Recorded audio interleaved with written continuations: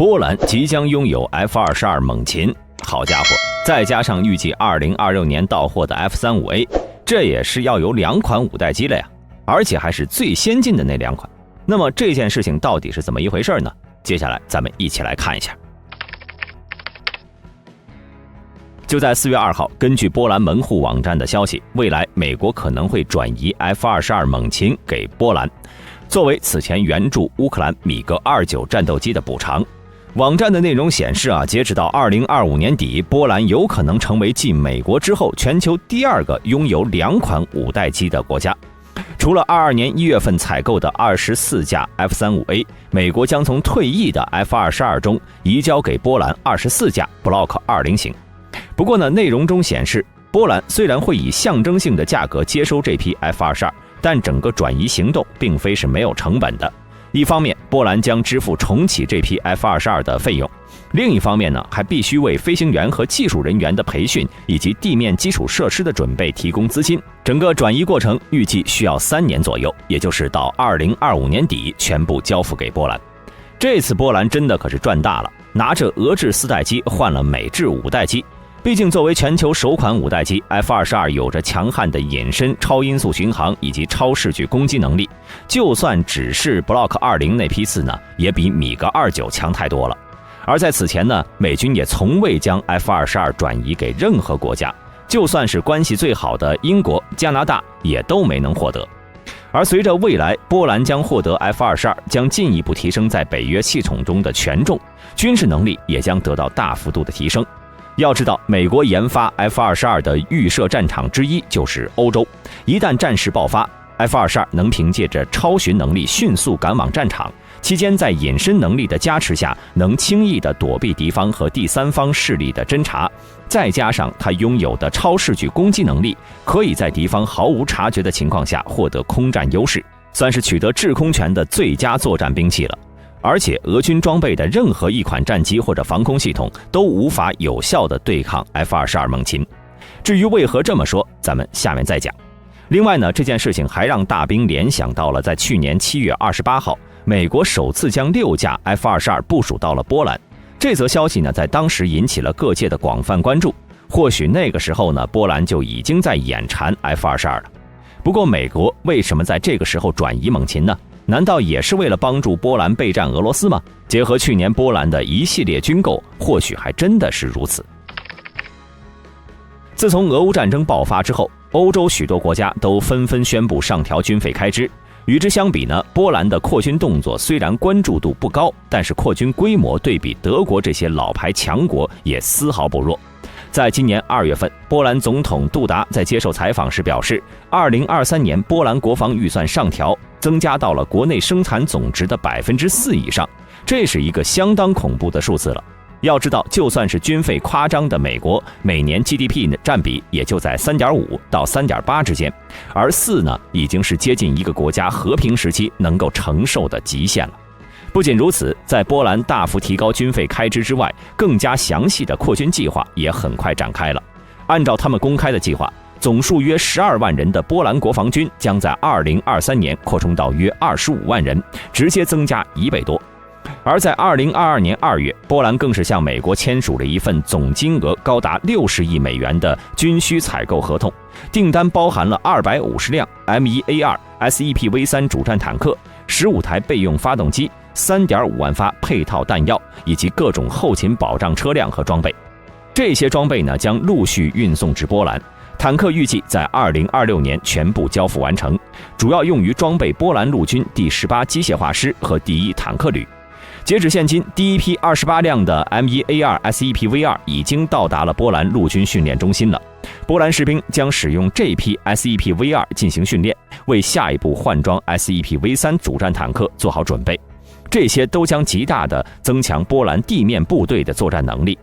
此外呢，波兰还计划将国内现有的142辆豹 2A4 和豹 2PL 以及105辆豹 2A5 升级为豹 2PL M2 型，总费用达到了8.2亿美元，这是现今豹 2PL 的最新改进型号了，将会配置波兰自制的 Fornet 数字通信系统与 TOP-AZ 战场管理系统，预计在2023年底全部升级完毕。同年3月，波兰国防部确认将在2022年内再订购3艘 Kronen 2型扫雷舰艇。该舰艇呢，满载排水量为850吨，总长度58.5米，标配45名船员。主要用途呢是在水雷区开辟航道，同时为舰队承担一定的巡逻、警戒和护航任务。紧接着，同年5月26号，再次和美国签署了484辆海马斯火箭系统的订单，这里面包含了9000多枚配套制导火箭弹，总金额超过了100亿美元。需要注意的是，由于在为波兰生产这些海马斯时，洛马的生产任务过于繁重了，所以波兰订购的海马斯只采购了18辆 M1078轻型卡车底盘，剩余的海马斯只包含发射装置，其底盘将换装成波兰国产的 ELCZ 卡车底盘。时间来到了7月份，波兰又宣布将从韩国采购先进武器，初步估计是1000辆左右的 K2 坦克和约600辆的 K9 自行火炮。而双方在8月下旬决定签订购买协议时，这个数字已经精确到了980辆 K2 和648辆 K9，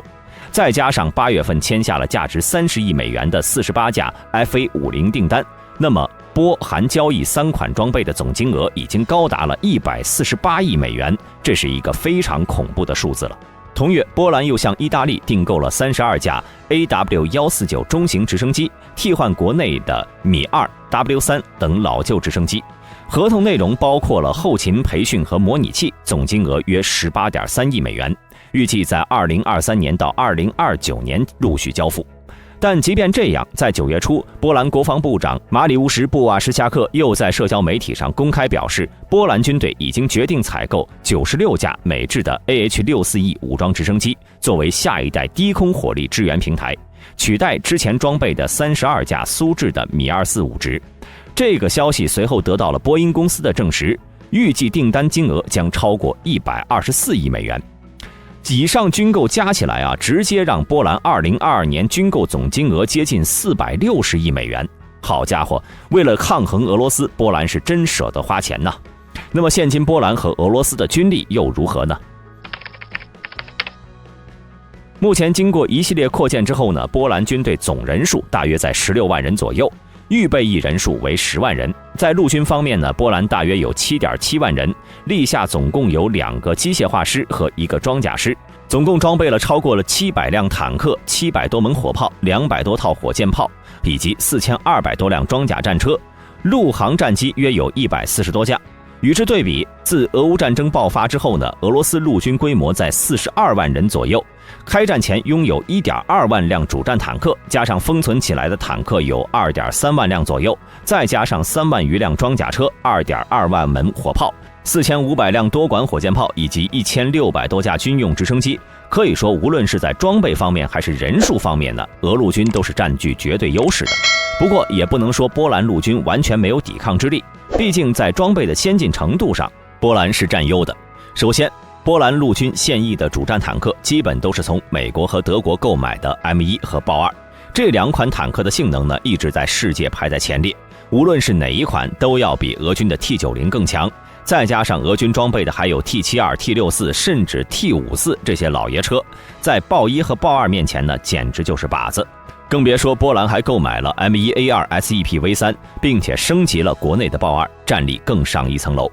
至于从韩国引进的 K2 坦克和 K9 自行火炮，不说比 T90 强吧，单论战斗力绝不可小觑。